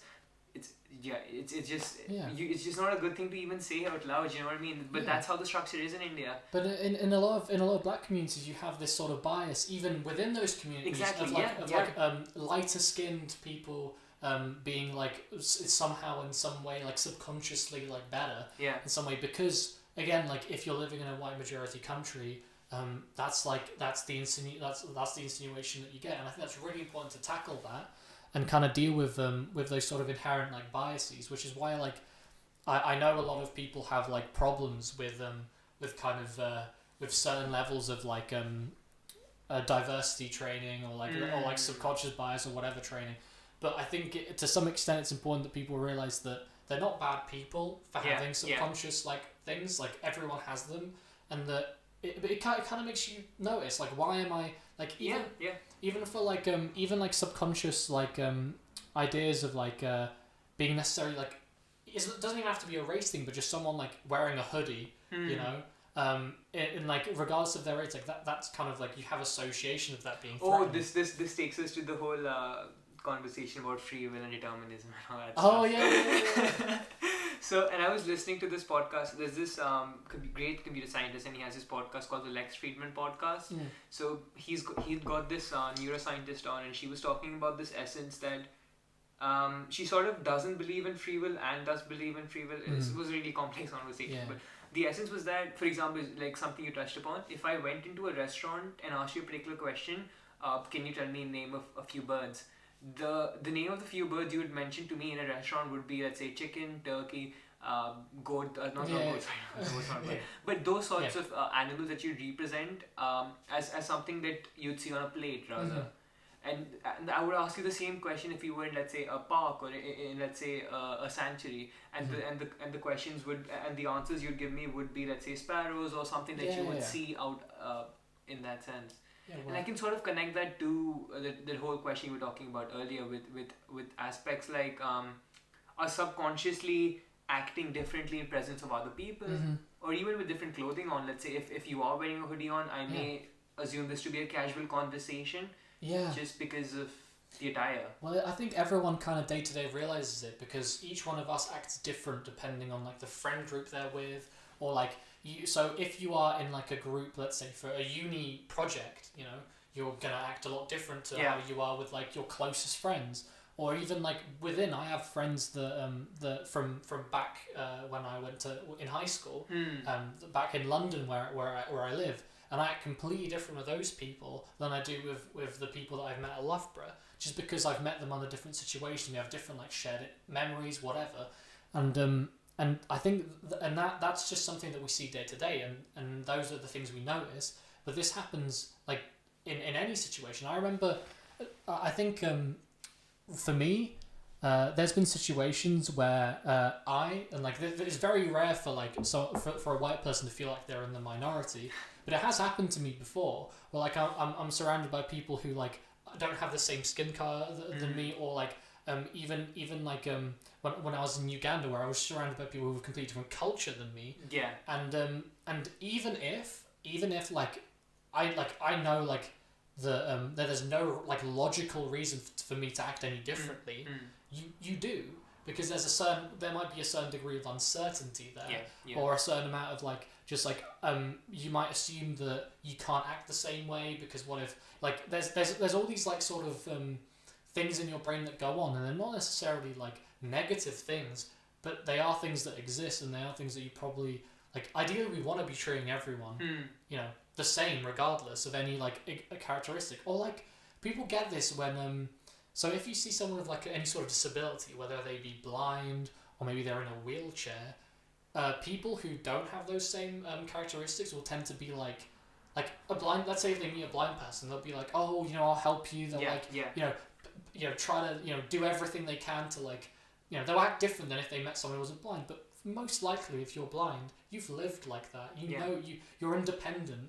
And a lot of people who have disabilities will tend to get offended if everyone's kind of all over their stuff, trying to push their kind of help onto them when it's not needed. And we do that all the time. And to what extent should we probably just treat people, independently. I think that goes on to that's fundamentally a lot of my belief stems from that, and that's something I think is shared by a lot of us, and I think that's something I think coming back to the whole we're very different. I think a good thing, especially in the UK, is that we all kind of have a sort of mind your own business sort of mentality of people can do really whatever they want, and I think that's quite useful because it's a good way of let's say if we apply this to the trans rights debate, if someone comes up to you and you may not think they look like a man or a woman, but you can clearly tell that they are they want to be seen as a particular gender. It's most British people, I think, will just kind of will go on with it. They don't want to be rude. They'll be polite. They'll be whatever. I think it's a good first step. And it's a good way of and I think it's something I like this about UK culture. You don't there is just a sort of mind your own business, even if you disagree, be polite, whatever. I think that's a good sort of stepping stone to be able to deal with whether it be racism or homophobia, transphobia, whatever. Because I think these are the arguments when the kind of debate was going on about whether gay people could marry in the UK. A lot of the debate and the reason why a lot of people agreed with it in the end was because people just say it's none of your business. At the end of the day, you marry who you want to marry. How does it affect you that that two people who you've never met or that they want to get together? And I think it's a nice aspect of the culture that we have. And I just think in general we do have to attack these biases 100%, and we have to be aware of them because you can't really do anything unless you're not aware. And I think a lot of people, I think the language used as well by a lot of activists isn't helpful. Calling people, saying that everyone is a racist. Oh yeah. Is in the definition that they use, it's true, but it's not helpful because people associate racism with basically evil and horrible things, and no one wants to admit that they're evil and horrible. If you instead say if you instead use stuff unconscious bias, that's already a lot more you can say that you can start the conversation saying everyone has unconscious biases, people can act differently when they're with friend groups, when they're with their family, and just apply that to if you're interacting with a different race of people, you might act differently just because of inherent biases and in different cultures. And I think that helps. I think if we're meant to progress in a sort of liberal way, it's important that we can explain to people these concepts that are quite difficult in quite simple and intuitive ways. And that's, I think, what is really missing in a lot of the kind of diversity training sessions that happen, and in a lot of the debate with trans rights. I genuinely think that a lot of people, they don't wish harm onto trans people, and they just they either don't understand certain concepts, and especially because they're just quite complicated. It's when the average person thinks man or woman, they just think about female male, if all the different characteristics. But then you have people coming in with this new meanings for words, and people get really confused. They're what do you mean a man can turn into a woman or a woman can turn into a man? They assume in their heads they're you're born as you are. How can you change your chromosomes? How can you change they're really confused. But when you just explain to people that it's a social thing. It's it's in the same way that I like describing it as if I come over to you and I'm I'm a Chelsea fan, you can't tell me that I'm not a Chelsea fan. You treat me the way that if I told you I was a Chelsea fan, you wouldn't be like, oh, why don't you come and why don't you come and and join like the Liverpool side in the you treat me like I was a Chelsea fan. Yeah. You go like, oh yeah, do you want to watch the Chelsea Liverpool debate? We can have like an argument over this. Like we can like you'd be like, oh fucking Lampard's doing a shit job or whatever. Like you'd attack me. You treat me like I support Chelsea, and it's just it's a social category. No one can tell you that you're not a Chelsea fan. Right, You're not the football fan that you are. And it's the same way. If someone wants to be treated like I totally agree with the points you're making there, but this is not me. This is just something. Yeah. I sort of think about when it comes to gender and discussion we're currently having in that sense. Yeah. And I totally understand that there is gender dysphoria, which is there in society. Yeah. But then there are individuals who would want to be represented as, let's say, things or animals, or there are certain groups of individuals who believe in that sort of an who want to be represented in that way. So the only question that comes to my mind is that when does this become, let's say, not something that is them actually wanting respect in society for how they want to be represented, or how they feel, how they identify as, but rather simply a game that they're playing. And this is by all respect to the individuals in the trans community, in the LGBTQI community, but because do you understand what I'm trying to I get it, forward because there? I don't want to sound as a transphobe or anything of them. Because I genuinely am not. So what I would say is fundamentally most people, like I think it's vastly over exaggerated to what extent people identify as like things other than just male and female and non-binary. Those are the three main ones. Yeah. I know there's the whole like attack helicopter meme and like whatever furry whatever thing, but I think those they're very very rare. I don't think most people do, and I don't think most people do play games. And fundamentally I don't really. It doesn't really matter to me whether or not someone fundamentally has gender dysphoria, or you can prove that someone is inherently like this is something that. What matters to me is like, how can I make individuals as happy as possible? So if someone comes up to me and they tell me that they identify as a woman or they identify as a man, like I'm gonna treat them that way fundamentally, because because I think even if you look at studies that show the kind of happiness and how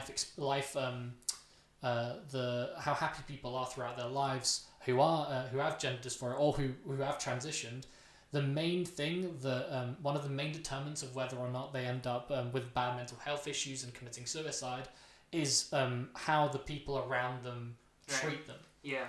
So even if like you go from a right-wing perspective, and I don't agree with this, but even if you go from a right-wing perspective and treat it as like a mental illness, then don't you want like the best outcome for people? In the same way that when you treat like dementia patients, the best way of dealing with that, and like Nordic countries do this, they create environments for those people that coincide with their dementia. So if someone's stuck in like their 20s, they'll create their room exactly how it was. They'll these beautiful The question I'm trying to put forward here is that when do we allow for them to, let's say, change their gender in that sense? So I don't know if you know about these what's actually happening in America, and it's so frightening. Yeah. It's about so I think in states like Ohio, young, and this is especially happening with teenage girls. So teenage girls at the age of 11 or 12 can actually walk into a clinic and say that they want to transition. Oh yeah, I know what you mean. Yeah. So I think a lot of this comes down from misunderstanding. So a younger person before puberty can go in, if they think they are the other gender, they go into a clinic. And then you have medical professionals basically deciding whether or not that you need any further moves in this. If this is just normal, or if this is something that they need to look into further. And one of the things they advise in this is one of the paths you can take is getting a puberty blocker, right? And what puberty blockers basically do, and they're used to deal with testicular cancer. They've been used for generations. They're very well tested pieces of medical basically not equipment but like procedure. What they do is they essentially they block they block the hormones that eventually lead to puberty, which give these individuals, and it's a vast minority of people. Most people that go to these that get told that that they're fine, but for those that continue, they decide to get put on puberty blockers. They don't have more time to decide whether or not it's like just a phase basically, or if they genuinely feel like they want to transition. Don't you feel like, I don't know, it's a tough one, but don't you feel like they should at least be given because I think in Ohio, as I previously mentioned, that they can actually take this decision without without them consulting with their guardians in that sense. And there have already been cases, legal cases that have been starting to be filed because these girls who've turned much older and let's say they've transitioned have started to say that how can you have trusted us at let's say a tender age of 11 or 12 when we haven't. When we don't really know so much about the world even. Would you consider them to let's say wait till 18 and then for them to take a decision? I don't know to what extent and how prevalent that is because I haven't necessarily looked into it. Oh, it's big. I can tell you because and this is another thing about social media really. Yeah. It's about this this glorification that happens especially on Instagram. If you go onto Instagram, you're basically someone else over there. So if you post a picture, and this especially happens with young ladies, young girls especially. So if they look at a model or someone for that matter, they basically see an objectification of that woman because it's nothing how a female body looks like. So from what I understand,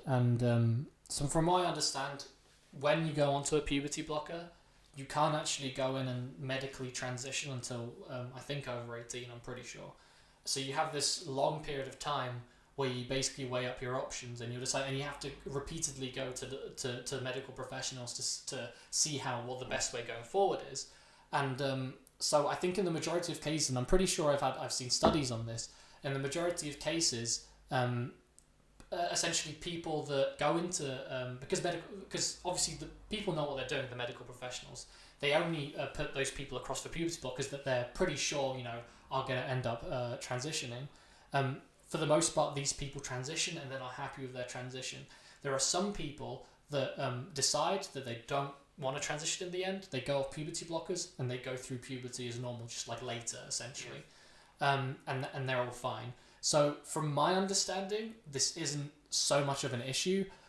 If there are situations where there is a large proportion of people who do end up wanting to detransition, I don't necessarily know if it would be a good idea to like ban puberty blockers. I think it would probably be better to introduce more stringent rules for medical professionals or better understand why and what and how to differentiate between the two groups, because I think fundamentally from everything I've seen, they're quite successful, the procedures, and the reason they help is that a lot of people who have gender dysphoria and will that like just the fact that going through puberty is already like you've screwed it, because once you've adopted a lot of the characteristics of like, let's say if you're a man transitioning to be a woman, you basically there's very little chance of you being able to like adopt the physical appearance that you might want to after puberty, which is why puberty blockers are associated with much better life outcomes for people that go through them, as opposed to people who don't go through puberty blockers and who do end up having to go through puberty in the gender that they don't want to be. But I think fundamentally, just in generally when we're talking about transitioning, I think it's important to make sure your messaging is very good, that people know that what you're talking about, that it is a societal change. It's just about how society treats you, rather than like a purely like rather than talking about sex, right? So you're not going from like an XY to an XX or whatever chromosome. You are just like, you're not saying that you're doing that. You are just simply adopting a or acting in a way that's more feminine or more masculine if you're a woman transitioning into into being a man. And I think it's important that people recognize that it is it is a characterization. It's like the country you identify as, the football team you identify with, the political ideology you identify with. At the end of the day, it's your choice, and you should be treated the way that you want to be treated by society. I don't think it makes anyone's life better to kind of deny someone's identity. I don't think it improves life in any way, either for the people who it involves, the people transitioning, or the people around them who interact with them. I think it's much simpler. I think a good example was I don't know if you've probably seen it. It was like when Ben Shapiro talked to Blair White, and Blair White asked him, like, if we were in a restaurant and I was waiting for you at one of the tables, and you walked in, the waiter asked you, like, do you want a table, or like, where are you sitting? Would you say, oh, I'm with him, and stick to the sex, or would you say, oh, I'm with her, because Blair White looks like a woman? It's completely useless language wise to call her a he, because that's not even you just wouldn't. So I think I think even just the way language serves a purpose, you want the language to be useful. And if someone's wearing feminine clothing, has feminine hair, has because it's not even about the way you look for a lot of trans people. Yeah.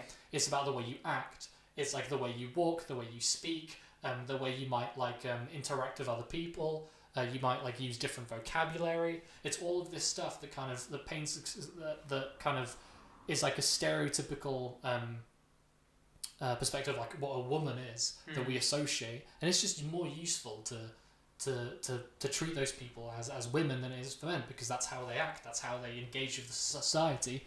So why would you treat them differently? I think a good thing of kind of explaining why people may choose to transition, there's a good way of so it's like there's a spectrum of femininity and masculinity. In the middle, kind of, you have the majority of people. Majority of people fall into the category where they're kind of relatively masculine or relatively feminine. They kind of suit society pretty right, and for them they're fine. You have extremes where you're ultra feminine or you're ultra masculine. You have the Arnold Schwarzeneggers or people that or even the Dwayne the Rock Johnson that can do voices, they're fucking massive, and they act really masculine, or hyper femininity when you've got certain Instagram models or certain pop stars that are the ultimate feminine kind of icon that we associate. But then there's plenty of people who are born men or born women that kind of fit into in the middle, who you may be born a man, but you might just like acting in a more feminine way. You might speaking in a high pitched voice, because fundamentally your voice can change massively. A voice, as much as we think it might be genetic, it's not. I could speak like a woman if I wanted to. If I tried, and if I got vocal training, I could do that. Or I purposely choose to speak lower and deeper, because I see that as more masculine. I see that as something that I want. That's what I identify with more. So there's this middle bit of the people who. But that's okay to be.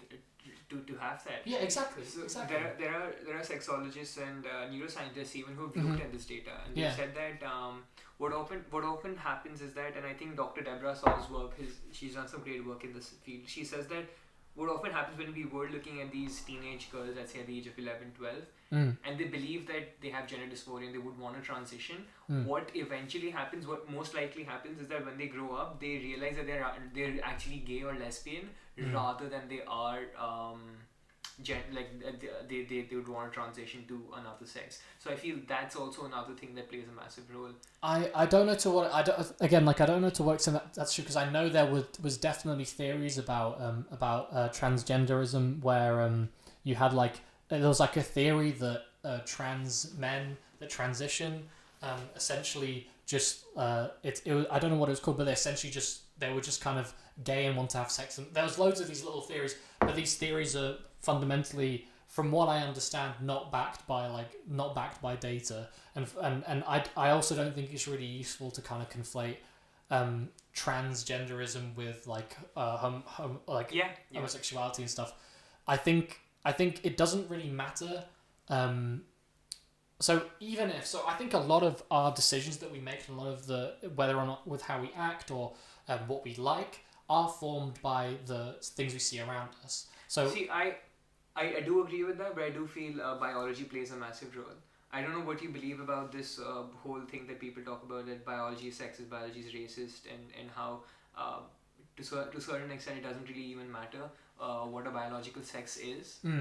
So I genuinely do believe in biology in that sense, but I'd like to get your take as well. Yeah, so Maciek, just before, can I use the washroom? You're taking it's just down there. Well, I really enjoyed. Yeah, so we were just talking about. We were talking about your how thoughts on biological sex and. Yeah, we were talking about how essentially there's potentially like young girls are being by the things they see on social media and stuff might be being pushed into certain ways of feeling and but I fundamentally think that we all make decisions based on these sort of things. So like I make decisions about what job I get or what path in education I take based on societal expectations, and I think it would be slightly unfair to kind of explain away transgender people by saying that they're just being pushed by societal influences and social media and stuff, when really every decision that we make is influenced by that to some extent. And I guess the only metric I kind of use for whether or not it's like an effective policy or not is whether or not it's increasing like the benefit for those people in general. And I think the evidence so far shows that it is. And I won't deny that there definitely probably are cases where people are misdiagnosed or people might go through transition and regret it. And those are obviously horrific situations. And fundamentally, like I'd want to minimize that as much as possible, but I also want to minimize it, but not to the detriment of people who are actually transitioning. So I wouldn't want to ban transitioning or putting people on puberty blockers. I would never propagate the aspect of banning it. It was just that, as you're saying, just upholding better practices, and those practices could be at, let's say, a later age, if it's, let's say, a couple of years' time, or whatever the metric is in that sense. So I'd probably I think as with any, I think, to be fair, I think we're being pretty unfair, because I think with most procedures, even like life altering ones, there is always a chance that they might not go well. You know, even if you're talking like any surgical operation, there's a chance that the surgeon will mess up, or that your body will react badly and you might die, or you might have like some sort of condition attached to that. So I think it is kind of, I think it's slightly unfair to treat transgender surgeries or like transitions as if they're like completely separate to like every other a decision that we make in life. So like if I through societal expectations decide that I want to become like a doctor, and then halfway through I become a doctor and I'm like, oh, I hate this job, like I'm miserable, like fundamentally that's a life-changing decision. I can't just redo all of my education, redo my entire life and start again. I'm going to be miserable, and that's just what I'm going to have to either accept it or like change my life. I don't know, but it's going to be hard. And I think we make these decisions that are life-altering, that are based on, to some extent, on societal expectations, but we don't kind of hold that to the same standard that we do transgender issues. For most people, they'll go through transition and they'll be fine. There are exceptions, and I think we should help those people as much as possible, in the same way that I think opportunities to reskill when you go into a job is really important. Opportunities to be able to like change your career paths and maybe go into different things, that's all important. But I just think as much as it is an issue and we need to tackle it, I think if you're focusing on those negative aspects of the life-changing aspects of it, at the detriment, and saying that like maybe we shouldn't do transitions, or maybe like or implying that maybe most trans people are just confused or something, I think that is quite misleading, because as I said, like pretty much every decision that we make that's like life changing, you are gonna have some people are gonna have regrets. Some people are gonna realize that they're in a situation they don't want to be in, and that's just kind of, it's part of life. You know, you will make mistakes, but I think people should still be able to make those mistakes without, you know, because at the end of the day, it does come back to the philosophy: is do I want people being able to make mistakes, make decisions themselves as an individual, or do I want like state legislation to prohibit certain aspects if they think that it's bad overall for society? And I'd stay on more of the liberal side of it. I'd say more of like, I want people to be able to make mistakes and decisions themselves. Maciek, this has been great. You've just done 2 hours and just flew by. I've thoroughly enjoyed this conversation. Yeah, thanks a lot. If there's anything you'd like to plug, feel free to. And yeah, let's do this sometime again in the future. Yeah, thanks a lot. The only thing I'd plug is if I restart it, my podcast. It's called Never Mind the Politics. You can find it at nevermindthepodcast.co.uk, or if you just search Nevermind the Politics in any sort of podcasting app like Spotify or Podcast Addict or whatever, or Podbean. And the only thing that and hopefully we're going to be doing some election coverage, so that will be exciting if we manage to do that. But check that out. You'll basically get me and my girlfriend Millie just kind of casually talking about politics. It's nothing like it's nowhere near as kind of, I guess, complex or in depth as this has been, because it's been really interesting. But it is quite, you know, chill and just, you know, kind of hanging out, talking about things going on. So if you'd want to check that out, again, you know, go to Nevermind the Politics in any of the search engines. And thanks a lot for having me. No, this was a great pleasure. Make sure to keep listening to this podcast, because it's great, especially if I'm on again. You know. All right, cheers. See you guys later. Yeah? Bye bye.